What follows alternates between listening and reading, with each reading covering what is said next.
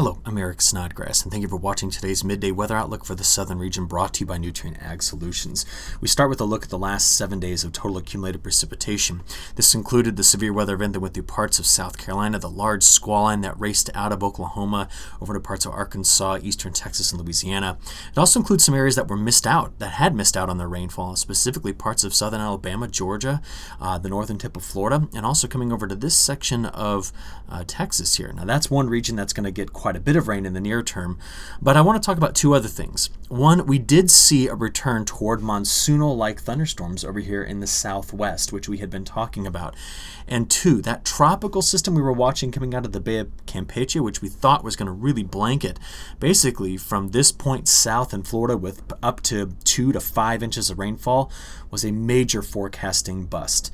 The models were just too aggressive with this northward track, and I bought into it hook, line, and sinker. I thought that was a pretty good simulation. We saw 5 days of model runs suggesting it was going to do that, but in the end, it was farther to the south where the heaviest rains were. So this is a problem for some of southern Florida where we're still dealing with drought conditions in that area.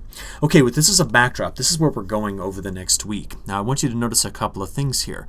First of all, this region in through here will more often see higher atmospheric pressure throughout the next 7 days than anything else. And as a consequence, we're looking over on the drier side as the temperatures really begin to recover. Secondly, there is a wide open transport of Gulf moisture that's coming right in through here around the periphery of that high. And to be honest with you, sometimes this is a pattern that we typically see in mid to late summer, where we get the subtropical ridge that slides from Bermuda and comes and just sits right here and then puts that region into drought late in the year, okay? And then around it, we get this ring of fire precipitation setup.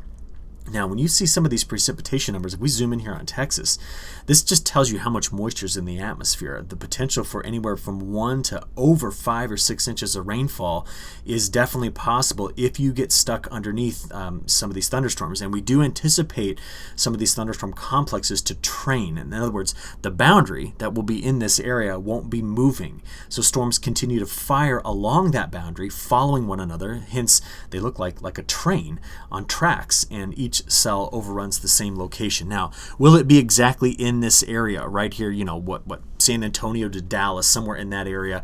Not necessarily, but it's going to be a region we're going to have to watch very carefully. And on either side of it, we could have relatively sharp divides. One of the big questions will be, how far back to the west do we get the dry line to form, and does it bring adequate moisture back into the drier parts of west central Texas, and then getting up into the panhandles and eventually into Kansas and Colorado? Those are areas that we need to be seeing rainfall get in here so that the drought conditions do not get any worse.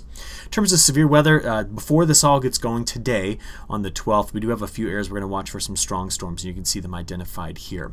The show really gets cranking, though, into the day tomorrow. This will be the day 2 convective outlook, and we have a multi-parameter risk here again in the Red River Valley. And remember, this was last week where we showed you those storms split around like Altus, which is right about there, the northward splitting storm and the southward splitting storm. Well, the storms are expected to go right over the same region again in the day tomorrow, and the greatest threat, it looks at this point, to be hail, but these storms will be isolated in nature and could possibly produce, could rotate and produce tornadoes, and the severe wind threat is always high with these types of storms. But you're going to notice as we get into the day on our day 3 outlook here, which will be the 14th, that particular setup is just going to get going, and it's really not going to let go. So I want to show you the near-term forecast first by looking at our simulation of radar here from the NAM model. As we work our way through mid-morning, we can see where the storms are moving out of Kansas over into southern Missouri, Oklahoma, northern Texas, and into Arkansas. So that's where our morning through mid-morning is going to be quite wet.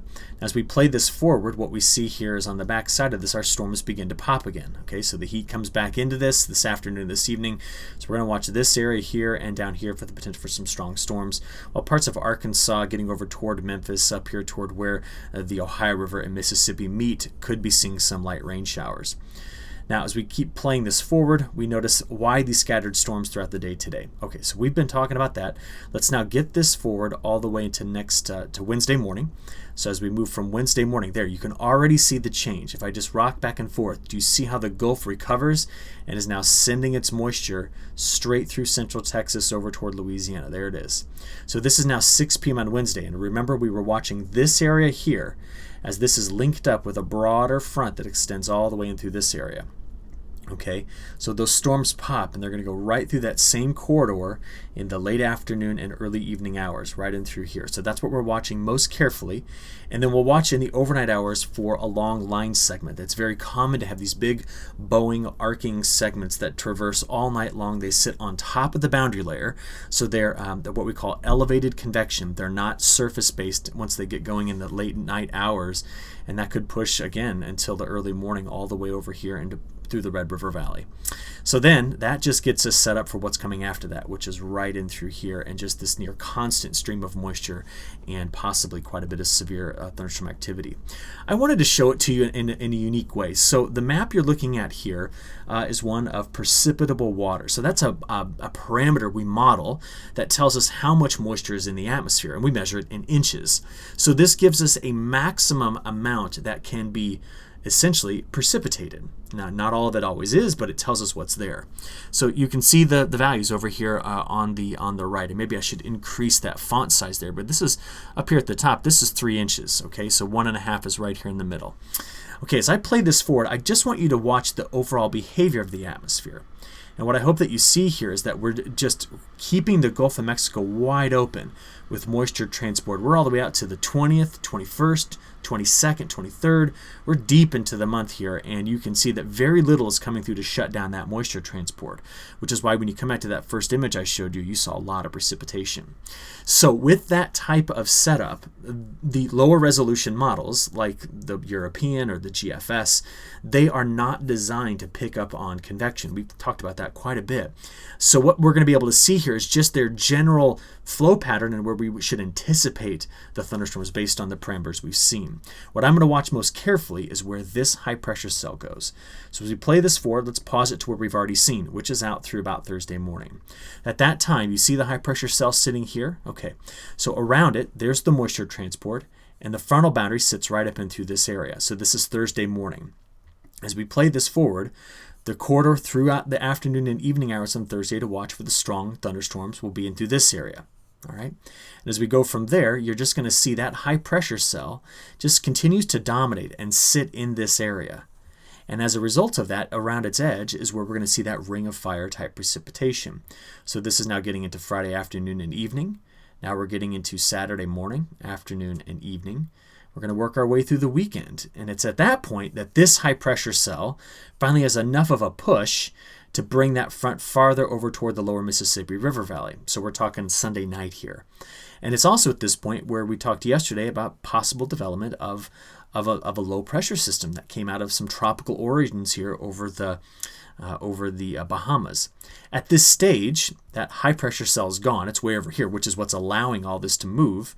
But it looks as though the upper level features that are sweeping through here are going to prevent any moisture from this from hitting the Carolina coast, which is why we see that all the way out, at least until next Monday, the probability of rainfall right here where I'm kind of painting from parts of eastern Alabama all the way up to Virginia, so that goes through the Carolinas and Georgia, the chances of us getting much rainfall outside of maybe a pop-up under some of the heat, a pop-up storm, is relatively limited because you see that low gets shoved on out pretty quickly. Now, we're pretty far out in the forecast. We're all the way out to May 20th at this point, but I just want you to see the high pressure cell going right back over here? So what happens? There's the moisture transport again. So it's going to be in this corridor, right in through here, that we're going to be watching quite a bit of shower and thunderstorm activity before it transfers into week 2 into lows that keep coming through the north central plains. So what's causing all of this? Well, into week 2, take a look at the jet stream pattern. Trough over the Aleutian Islands, ridge now in the Gulf of Alaska, and the broader trough here across the western United States.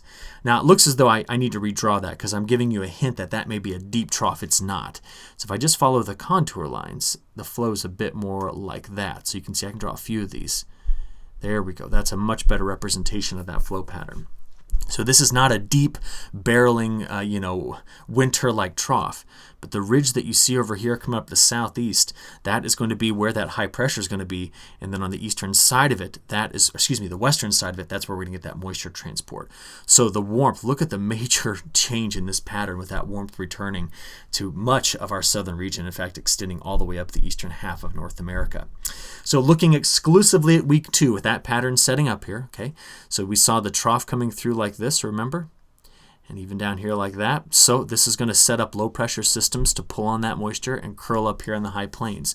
So that's why we see this area showing up as wet.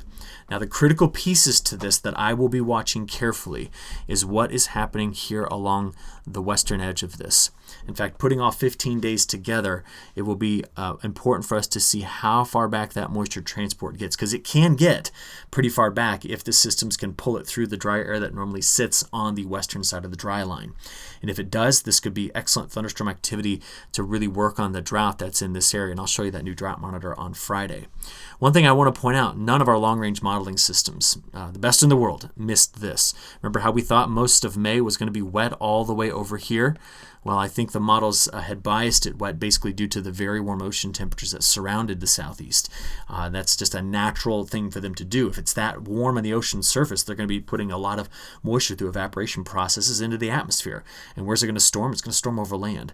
But the models may have biased that way too wet now that we see this pattern fully evolving here. So just one thing to point out there. So with that in the back of your mind, take a look at this. This is now May 22nd through June 22nd. So during that time period, the model's being very persistent with keeping that pattern going, which means we could be on the lookout for, in this section of the country, to be dealing with an issue with flooding. Remember what we learned previously about the models overdoing the precipitation in the southeast.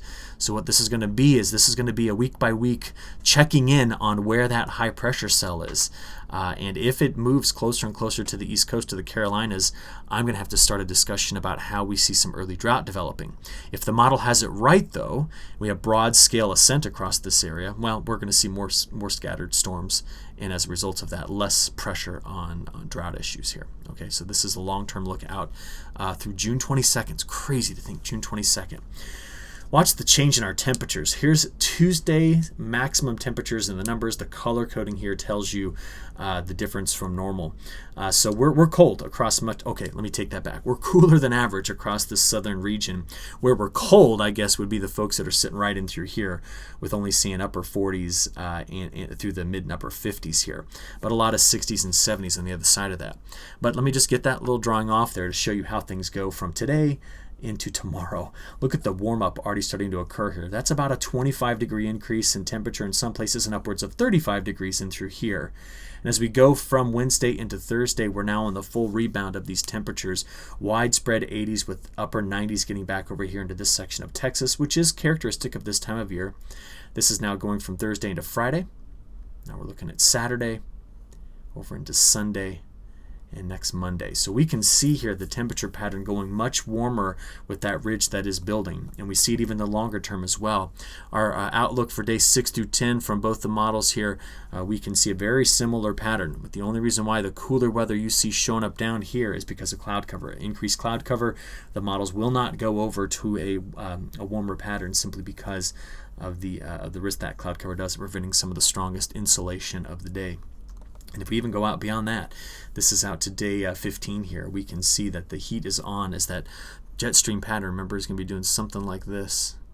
And as it does so, it's going to keep those lows up here and the heat out ahead of it, and therefore we've broken this pattern we have been talking about for quite some time now. All right, one last thing to show you here, long-range update. This again would be the 22nd of May through the 22nd of June. Overall, we see much of our southern region not going back over to this cooler pattern. This appears to be an accelerated rate at which we're going to be accumulating heat units at this point. So we'll keep a close eye on that to kind of discover how quickly these crops are going to be progressing here. All right, or progressing, excuse me. That'll be it. I'll talk to you again tomorrow with the long-range update. I hope you all have a good rest of your week, and we'll look forward to giving you more information soon. So thank you.